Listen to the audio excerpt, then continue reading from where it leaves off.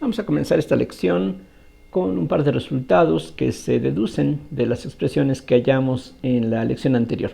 Entonces ya vimos que si se tiene un circuito o varios circuitos por los cuales circulan determinadas corrientes, entonces el trabajo hecho por las baterías al cambiar el flujo a través de estos circuitos se puede escribir como la suma desde I igual a 1 hasta N de la corriente que fluye a través de cada circuito por las variaciones de los flujos a través de ellos. Y a partir de esta expresión, que es la básica para todo este análisis, hallamos que el trabajo hecho por las baterías para hacer que a través de estos circuitos circulen ciertas corrientes I sub 1, I sub 2, etc. El trabajo total se puede expresar como un medio de la suma desde I igual a 1 hasta N de la corriente que fluye a través de cada circuito por el flujo total magnético que fluye a través de él. Noten la diferencia entre la expresión que teníamos aquí en un inicio con la que tenemos aquí en al final, en donde aparece este factor de un medio que aquí no estaba presente.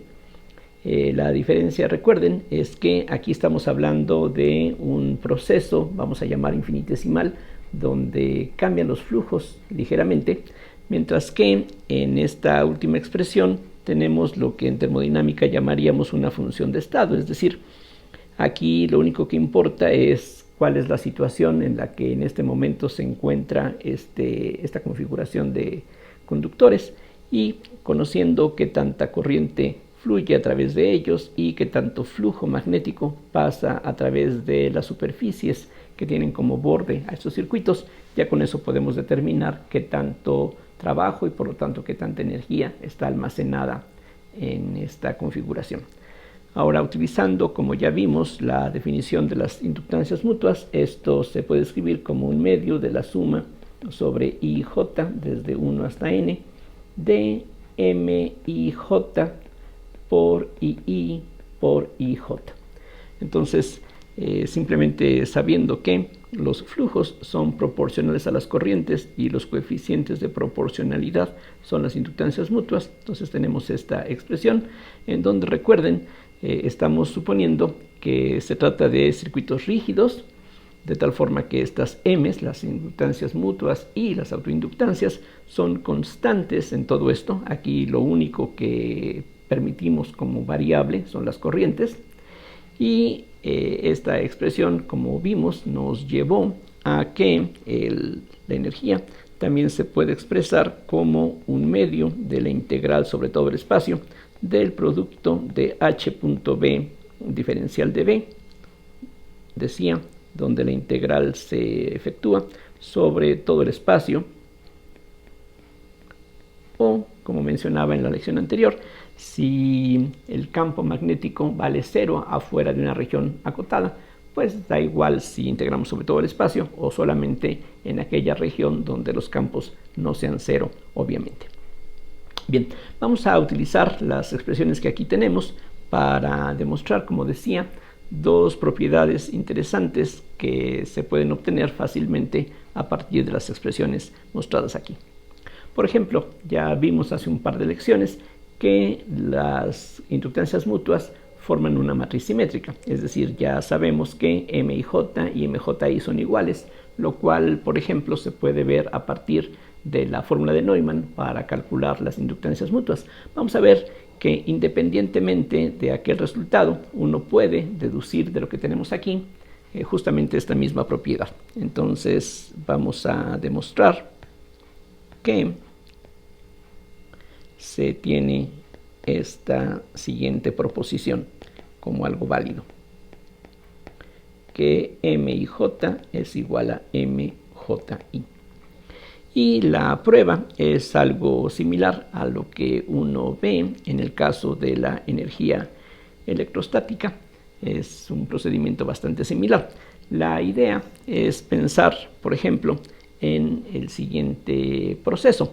Entonces, supongamos, la prueba que aquí vamos a ver consiste en lo siguiente. Supongamos que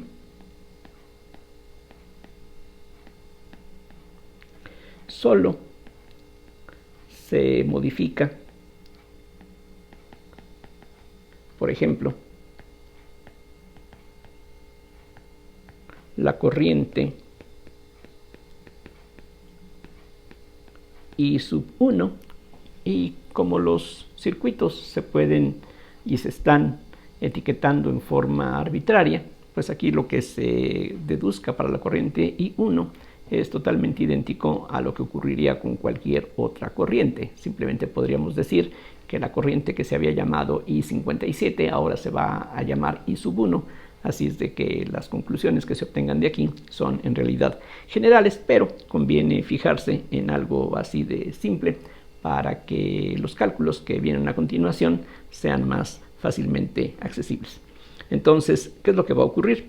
Que al hacer esta variación en la corriente I1, las baterías tendrían en general que hacer una cierta cantidad de trabajo, y como ya vimos antes, el trabajo hecho por las baterías cuando hacemos alguna variación de flujo, y aquí al cambiar la corriente I1 habría una variación de flujo. Entonces, utilizando la expresión que tenemos aquí a la vista en la parte superior, lo que se ve es que vamos a tener la suma desde I igual a 1 hasta N, hasta N mayúscula.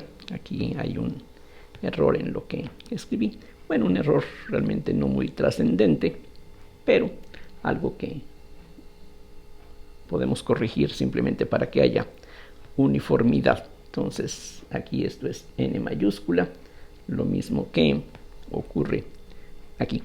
Entonces decía, lo que vamos a tener es que el trabajo hecho por la batería al hacer esta variación en la corriente I1 sería el valor de las corrientes que hay en cada circuito por la variación en el flujo de cada uno de ellos. Pero, como decía, estamos aquí pensando en circuitos rígidos, así es de que la razón por la que cambie alguno de estos flujos es precisamente porque la corriente I1 está variando. Así es de que esto se puede escribir de esta forma también, como la derivada de phi I con respecto a I1 por DI1 solamente. En general tendríamos, como vimos en la lección anterior, una suma donde importarían todas las variaciones de todas las corrientes, pero en este caso solamente una de esas variaciones es diferente de cero. Esta derivada parcial es justamente, por definición, la inductancia I,1. Aquí recuerden, pongo esta coma para separar los subíndices, para que quede claro que son dos índices separados. Y aquí noten, el primer índice de la M corresponde al flujo, mientras que el segundo índice corresponde a la corriente. Entonces tenemos esa expresión y ahí la conservo. Y ahora, por otra parte, vamos a calcular qué tanto cambia la energía de esta configuración de corrientes en este proceso. Entonces, para este cálculo ahora vamos a utilizar la expresión para la U que teníamos aquí también anteriormente. Entonces, lo que vamos a tener es que, por otra parte,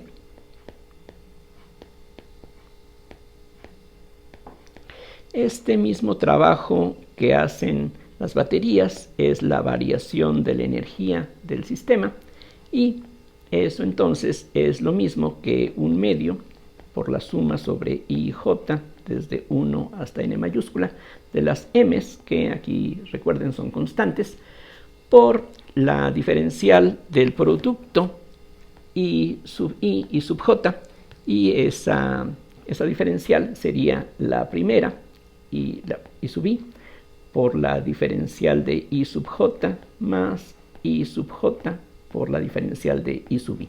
Eso es lo que tendríamos directamente de las propiedades de las parciales o de las diferenciales. Pero recuerden, se supone que estamos aquí considerando que solo la corriente I1 es la que es diferente, bueno, la variación es la que es diferente de cero. Entonces, eso quiere decir que estas variaciones que tenemos aquí son cero a menos que el subíndice correspondiente sea 1. Otra forma de escribir eso, de expresarlo, es esta. Aquí tendríamos de nuevo la doble sumatoria, que ya aparecía previamente, Y esta D y J se puede escribir como una delta de Kronecker por la diferencial, perdón, de I1. Entonces, repito, esta variación es 0 si la J no es 1, y si la J es 1, pues es simplemente de I1. Y algo similar vamos a tener en el siguiente término. Aparecería la I sub J por una delta de Kronecker de índices I1 por D I1. Haciendo uso de estas deltas de Kronecker, vamos a poder reducir el número de sumas que aquí aparecen. Entonces, lo que vamos a tener es en el primer término, o sea, fijémonos en esta primera parte, en la suma sobre J, el único término que sobrevive es aquel donde la J vale 1, entonces solamente va a quedarnos indicada la suma sobre I de MI1 por I sub I por DI1. Entonces ya utilicé la primera de estas deltas de Kronecker. Algo similar ocurre en la segunda parte. Podemos utilizar esta delta de Kronecker para realizar la suma sobre I. Entonces va a quedar indicada la suma sobre J de 1 hasta N de M1J por I sub J por DI1. Eso es lo que queda al usar esta delta. Solamente el término en el que la I vale 1 es el que sobrevive. Y ahora lo que sigue es utilizar el hecho de que en una sumatoria como las que aparecen aquí, en el último renglón, podemos cambiar el nombre de la variable de suma a nuestro gusto. Y lo que conviene hacer es, en la segunda de estas sumas, cambiar la variable de suma que se llama J por una I. Entonces lo que vamos a tener es la suma desde I igual a 1 hasta N de MI,1 por I sub I por DI1 más la suma, entonces la J ahora la cambio por una I. No hay ningún problema porque en esta segunda sumatoria la I ya no aparece, entonces la J la puedo cambiar por la I. Y la sumatoria que teníamos es exactamente igual a lo que acabo de escribir. Todo esto ahora se puede reunir de esta otra manera. Una sola sumatoria va a ser suficiente. Y hay varios factores comunes que podemos aquí agrupar. Entonces vamos a tener la MI,1 más la M1,I que multiplica a I sub I por DI1. Y todo esto que tenemos aquí como resultado tiene que coincidir con lo que se calculó previamente. Entonces noten que la I sub I y la DI1 aparece en ambos casos. Y ahora hay que tomar en cuenta que en esta sumatoria esta DI1 se puede extraer porque no depende del índice I, lo mismo que aquí. Y si esa variación no es 0, la primera conclusión inmediata que tendríamos es que la suma desde I igual a 1 hasta N de MI,1 por I sub I, que es el coeficiente que aparece en la expresión de arriba, multiplicando a DI1. Eso tiene que coincidir con lo que multiplica a DI1 en esta última expresión. Entonces, eso nos lleva a 1/2 de la suma desde I igual a 1 hasta N de MI,1 más M1,I por I sub I. Ahí, pues, como repito, no hay nada complicado que explicar para llegar a esa conclusión. La única razón es que este factor precisamente estamos suponiendo que no es 0, entonces puedo cancelarlo. Lo que ya es un poquito menos trivial, pero tampoco algo complicado, es el paso que viene a continuación. Noten que del lado izquierdo tenemos una suma de n términos y en el lado derecho también tenemos una suma similar. Aquí tenemos una sumatoria y que una suma de n términos sea igual a otra suma de n términos en general no implica que cada término sean igual al correspondiente. Digamos que el primer término de un lado sea igual al primer término del otro lado, el segundo igual al segundo, etc. Pero aquí lo que sigue es aprovechar que esta relación va a ser cierta para todas las corrientes. Noten que Lo único que se supuso es que la única corriente que se modifica es la I sub 1, pero las corrientes sobre cada uno de los conductores es algo totalmente arbitrario y la única manera en que esta igualdad se satisfaga sin importar cuánto ven las corrientes es que ahora sí los coeficientes respectivos sean iguales. Entonces esta última condición es crucial y utilizando esta condición entonces uno concluye que mi,1 es igual a un medio de mi,1 más m1,i. Pasando ahora el factor de 2 a la izquierda, nos queda que 2 veces mi,1 es igual a mi,1 más m1,i. Y finalmente, pasando este término al lado izquierdo, lo que nos queda es que una mi,1 es igual a una m1,i.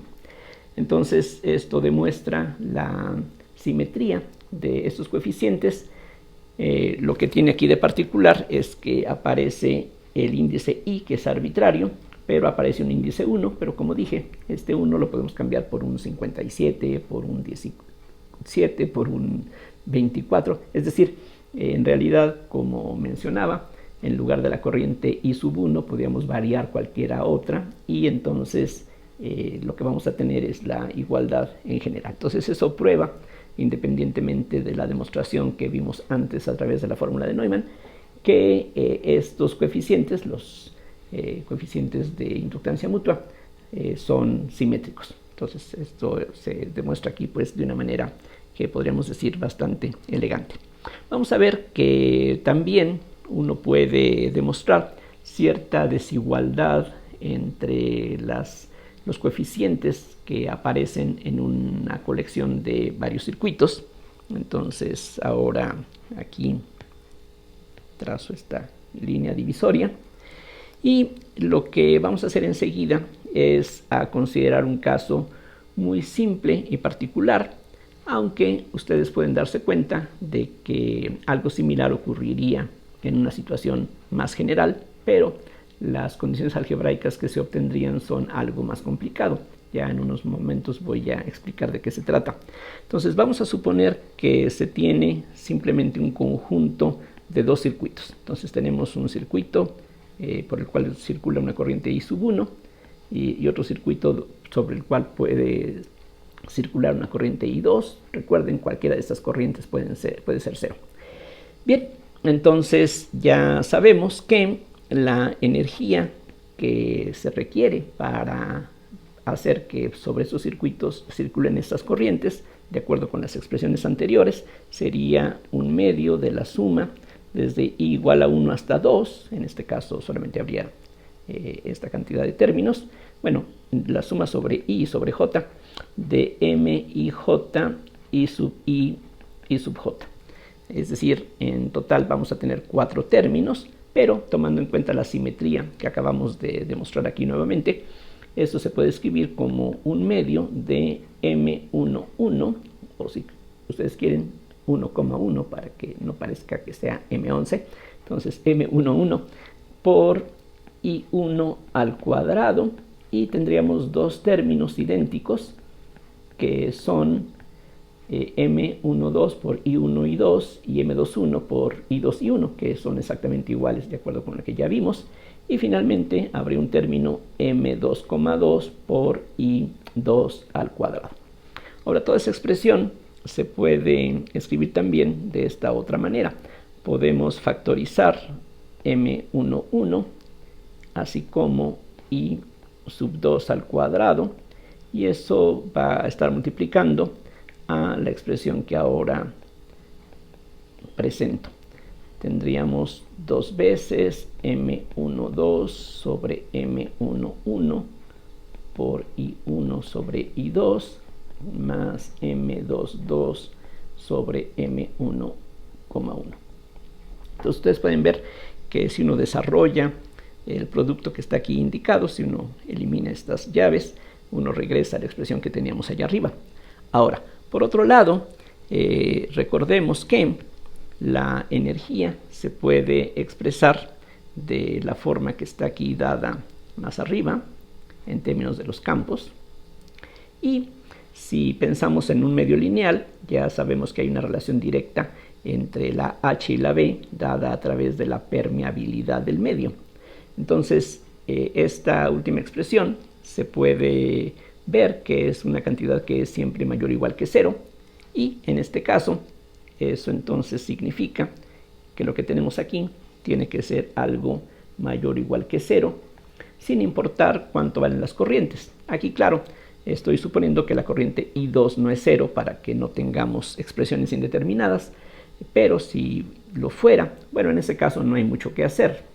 Prácticamente todos los términos desaparecerían. Si la I2 fuera 0, esto desaparece, y lo que se obtiene no es algo muy interesante. Lo único que diría es que la M11 es positiva, lo cual de todas maneras es útil, porque si ya sabemos que la M11 es positiva, como este factor es necesariamente positivo si no es 0, entonces lo que está dentro de las llaves tiene que ser positivo, y entonces llegamos a la conclusión de que esta expresión I sub 1 sobre I sub 2 al cuadrado más 2 M12 sobre M11 por I1 entre I2 más M22 entre M11 tiene que ser mayor o igual que 0 para cualquier valor que tenga el cociente I1 sobre I2. Entonces eso tiene que ser así para todo valor de esta expresión. Pero lo que podemos hacer aquí ahora es completar cuadrados. Vean ustedes que el lado izquierdo de esta desigualdad se puede escribir también de esta otra forma, como I1 sobre I2 más M12 sobre M1,1 al cuadrado. De allí tendríamos el cuadrado del primero, que es este. El doble producto del primero por el segundo corresponde a este segundo término, y solamente habría que compensar con un menos el cuadrado del segundo, que es M12 al cuadrado sobre M1,1 al cuadrado, y eso hay que sumarlo al término que teníamos al final previamente. Entonces, el decir que toda esta expresión es mayor o igual que 0 equivale a decir que esto tiene que ser mayor o igual que 0 para cualquier valor de este cociente. Pero entre los valores que puede tomar este cociente está precisamente el negativo de este otro. Entonces podemos eliminar este cuadrado, y lo que queda tiene que seguir siendo mayor o igual que 0, y de allí entonces se llega a otra desigualdad en donde ya las corrientes no aparecen. Lo que queda entonces es que menos M1,2 al cuadrado entre M1,1 al cuadrado más M2,2 entre M1,1 tiene que ser mayor o igual que 0. Y si multiplicamos toda esta ecuación por M11 al cuadrado, para comenzar lo que tendríamos es que menos M1,2 al cuadrado más M1,1 por M2,2 es mayor o igual que 0. Y eso equivale a decir finalmente que M1,1 por M2,2 tiene que ser mayor o igual que M12 al cuadrado. Estas M11 y M22, precisamente como ya se señaló antes, son las autoinductancias de cada uno de estos circuitos por separado. Así es de que otra forma de escribir esta relación es que el producto de las autoinductancias de cada circuito por separado tiene que ser mayor o igual que la inductancia mutua entre ellos dos al cuadrado. Si por ejemplo esos dos circuitos están muy separados uno del otro, entonces se puede notar que la inductancia mutua va a ser muy pequeña, y lo que esta expresión nos da es una cota superior para la inductancia mutua entre dos circuitos. Aquí se ve que esa inductancia pues va a estar acotada por la raíz del producto de las inductancias, autoinductancias de los circuitos separadamente. Antes de pasar a un ejemplo, conviene aquí señalar dos cosas. Como mencionaba, algo similar se puede hacer para conjuntos de circuitos formados por más de dos circuitos. Y vean aquí que esta condición que obtuvimos que aparece en este punto. Voy a indicar un color azul. Esto que está aquí no es otra cosa más que la condición de que el determinante de la matriz formada por estas entradas M11, M12, M21, que es lo mismo que M12, M22, esto es mayor o igual que 0. Vean que precisamente al calcular el determinante tenemos el producto de estas dos entradas, que es este, menos este producto, que es este término. Y ya se mencionó antes que M11 tiene que ser una cantidad positiva también. Y esas son las condiciones que uno obtiene en el tema del álgebra lineal para saber cuándo una forma cuadrática es positiva. En el caso de que tuviésemos no 2 circuitos sino 3, algo similar ocurre. En ese caso lo que vamos a tener es una matriz 3×3 en donde aparecerían en la diagonal las autoinductancias, fuera de la diagonal las inductancias mutuas, y de nuevo la condición para que la energía sea siempre mayor o igual que 0 pues equivale a que la forma cuadrática que tendríamos en ese caso, algo pues similar a lo que aquí encontramos, sea positiva definida, y eso pues lleva a condiciones algebraicas un poquito más elaboradas que lo que aquí tenemos, pero insisto, es algo básicamente similar. Bueno, vamos a pasar a otra cosa. El ejemplo que veremos a continuación a primera vista no tiene mucha relación con lo que hemos estado tratando. En particular, no parece tener relación ni con el concepto de energía magnética o con la ley de inducción de Faraday, pero es relevante por varias razones, como ya iremos viendo con más detalle más adelante. Entonces, lo que vamos a hacer en este ejemplo es suponer que tenemos un circuito, y aquí voy a tratar de hacer una figura no demasiado complicada. Piensen que esta es una curva cerrada. Aquí ya la cerramos, ahí le pusimos una gota de soldadura para que esté cerrado este conductor. Entonces tenemos aquí un conductor por el cual circula una cierta corriente I, y claro, en alguna parte del circuito tendría que estar una batería que es la que se encargaría de forzar a la corriente a fluir.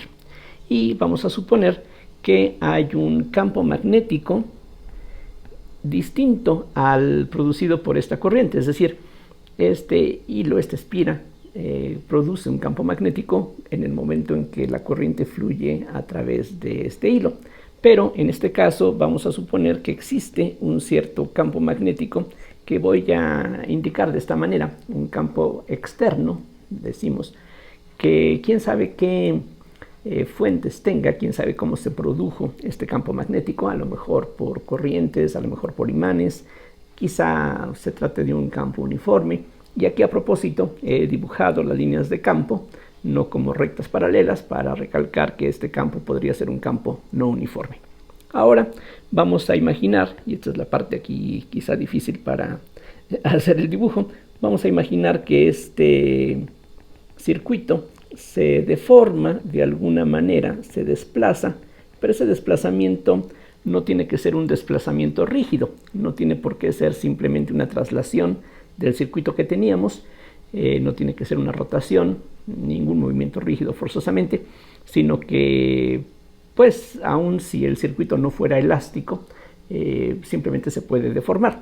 Y esa deformación la vamos a indicar mediante un campo vectorial que nos indica cada punto de la curva inicial a dónde va a dar. Entonces, por ejemplo, esta flecha la voy a llamar delta R. El uso de la delta minúscula en unos momentos se va a entender. Entonces, ese punto particular se desplaza a aquel otro punto del espacio. Acá de este otro lado tenemos la delta R correspondiente y así. Entonces, debe de quedar claro que este delta R es un campo vectorial porque en cada punto, bueno, es un campo vectorial que no estaría definido en todo el espacio. Vean, a diferencia del campo magnético, que sí estaría definido en todo el espacio, este delta R solamente está definido en los puntos de la curva original y nos dice qué tanto se desplaza y en qué dirección lo hace cada punto justamente. Entonces esto es lo que tendríamos. Bien, entonces la pregunta es qué tanto trabajo, aquí la pregunta la formulo, la pregunta es esta, qué tanto trabajo realiza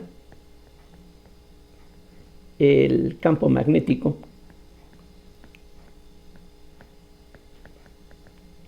externo, este Bext que indicaba, cuando la espira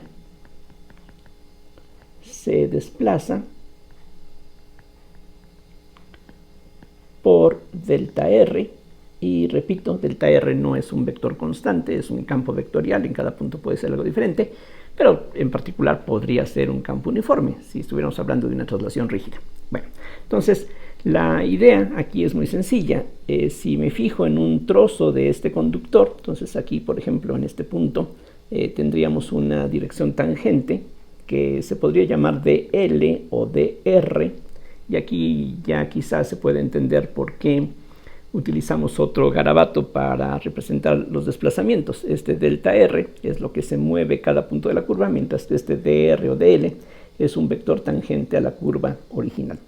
Entonces, lo que sabemos de cosas básicas es que sobre este elemento de corriente, como se le llama, va a existir una cierta fuerza que representamos con D minúscula F, porque sería la fuerza que solamente este trocito del conductor iría a experimentar, y esa fuerza es la corriente que fluye por este elemento de corriente por dL cruz B o dr cruz B, como gusten. Entonces esto es lo que tendríamos aquí, y simplemente le agrego la etiqueta de que se refiere al campo externo. Entonces esa es la fuerza que ejerce el campo magnético sobre este trozo del conductor. La fuerza total sobre todo el conductor pues se obtendría integrando esta expresión sobre justamente este dr. Ahora, lo que me interesa es el trabajo. Aquí de hecho lo voy a subrayar para que quede claro que ese es nuestro objetivo. Entonces el trabajo que voy a denotar por delta W, y aquí utilizo una delta simplemente para recalcar que este trabajo está relacionado con este desplazamiento delta R. Entonces el trabajo que va a ejercer el campo magnético, o que va a realizar el campo magnético bajo este desplazamiento, bajo este movimiento, bajo esta deformación del espira, pues sería la integral sobre toda esta curva. Es decir, lo que yo sé de mecánica elemental es que el trabajo es fuerza por distancia, pero aquí el punto es que en cada elemento de corriente tenemos una fuerza que puede ser distinta en magnitud y en dirección, y cada elemento de corriente, cada trozo de este conductor se desplaza en una forma diferente a los demás trozos. Entonces lo que tengo que hacer es calcular el trabajo que se hace bajo este desplazamiento de cada elemento y después sumar. Entonces lo que tengo que hacer es finalmente integrar el producto de esta fuerza por el desplazamiento. Entonces lo que queda es I por dr cruz B externo punto delta R. Entonces aquí desde el punto de vista del cálculo en varias variables, hay que recalcar que delta R es una función vectorial, ya lo dije, es un campo vectorial. Esta B exterior también es un campo vectorial, es algo que varía de un punto a otro de la curva.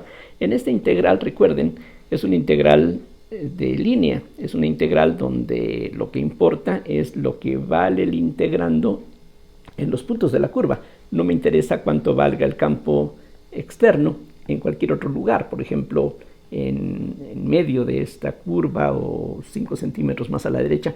Eso no importa, lo único que importa es lo que valen estas cantidades en los puntos de la curva. Bien, y ahí es donde entra precisamente el hecho que delta R es algo que puede variar de un punto a otro de la curva, lo mismo que el campo exterior. Ahora, esta operación que aparece dentro de la integral, vean que la integral nos tiene que dar una cantidad escalar, que es el trabajo, y efectivamente lo es, porque aquí tenemos un producto cruz de vectores, que es un vector, que al multiplicarlo en producto punto con otro vector nos da un escalar. Y esta operación que tenemos aquí es lo que en cálculo, por ejemplo, se llama un triple producto escalar. Y entre otras propiedades que tiene el triple producto escalar es que podemos intercambiar punto con cruz si queremos, o podemos permutar cíclicamente los tres vectores que aparecen aquí. Y eso justamente es lo que voy a hacer a continuación. La y es lo único que en general sería constante, es decir, independientemente de que el campo sea uniforme o no, o que la traslación sea una traslación rígida o una deformación, lo único que no puede cambiar es la y. En todos los puntos del circuito la y es la misma. Entonces es lo único que vamos a poder extraer de la integral en general. Entonces vamos a tener aquí delta r cruz de r punto b exterior. Entonces vean ustedes que esos tres vectores de r, b y delta r los he permutado. El delta r lo paso al principio y eso empuja a los otros dos vectores hacia la derecha, dejando el punto y la cruz en las posiciones que estaban, primero la cruz y después el punto. Aunque, como dije, podríamos intercambiar el punto con la cruz si quisiéramos, si nos fuera conveniente, pero así como está, está bien. Ahora conviene fijarnos en qué representa este producto cruz que aparece aquí ahora dentro de la integral. Podríamos amplificar el dibujo que está dado arriba, ya ahí hay demasiadas líneas, así es de que voy a hacer un dibujo nuevo. Entonces piensen ustedes en un trozo de, hagan de cuenta que tomamos aquí un pedazo de esta figura y ahora la amplificamos, y al amplificarla lo que vamos a tener es una cosa más o menos parecida a esta. Esto es lo que está abajo en línea continua, es un trozo de la curva original, y lo que está arriba con una línea punteada sería este circuito una vez que lo hemos desplazado, deformado o lo que sea. Entonces aquí tenemos dos vectores, un vector que es dr, que es tangente a la curva, y otro vector que es delta r, que indica cada punto de la curva original a dónde va a ir a dar. Y si recordamos cosas básicas sobre el producto cruz, ya sabemos que el producto cruz de dos vectores, entre otras cosas, nos da un vector perpendicular a ambos. Y en este caso, tal como están aquí las cosas indicadas, si seguimos la regla de la mano derecha, que es la convención habitual, vean que al ir de delta r a dr, al ir de este vector a este, con los dedos de la mano derecha, el pulgar apunta hacia adentro. Y además va a ser un vector que es perpendicular a estos dos vectores. Entonces este producto va a darnos un vector que está en dirección contraria a la normal exterior a esta cinta que tenemos en la parte lateral. Es decir, vean, aquí lo voy a sombrear con color amarillo. Tenemos aquí una superficie en la parte lateral, una cinta, decía, y precisamente este menos n sería el vector que tiene la dirección de este producto cruz, apunta hacia adentro de la figura. Entonces el signo menos nos va a permitir relacionar este producto con la normal hacia afuera de esta figura. Ahorita espero en unos momentos esto quede un poquito más claro. Y además ya sabemos que el producto de una longitud por otra longitud lo que nos da es el área.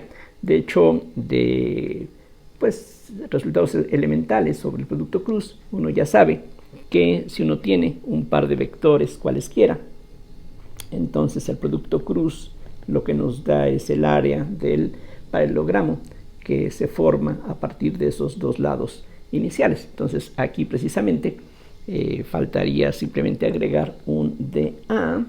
Entonces ya eso nos da toda la información que está contenida en este producto cruz. Ya tenemos la dirección, está contraria a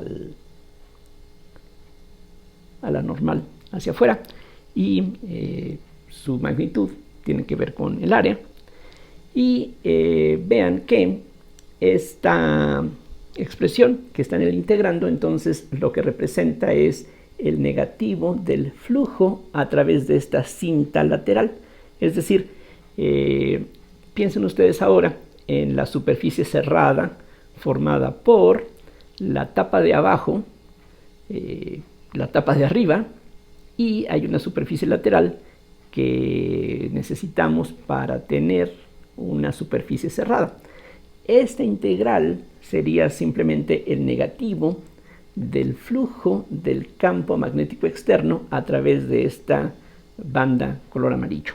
Ahora, por otro lado, sabemos que cualquier campo magnético tiene que tener divergencia cero, así es de que si aplicamos el teorema de Gauss, tenemos que la integral de b.n de A sobre cualquier superficie cerrada tiene que ser cero, es decir, no hay ninguna fuente o sumidero del campo magnético, no hay cargas magnéticas libres, entonces todo el flujo que entra a una superficie tiene que salir.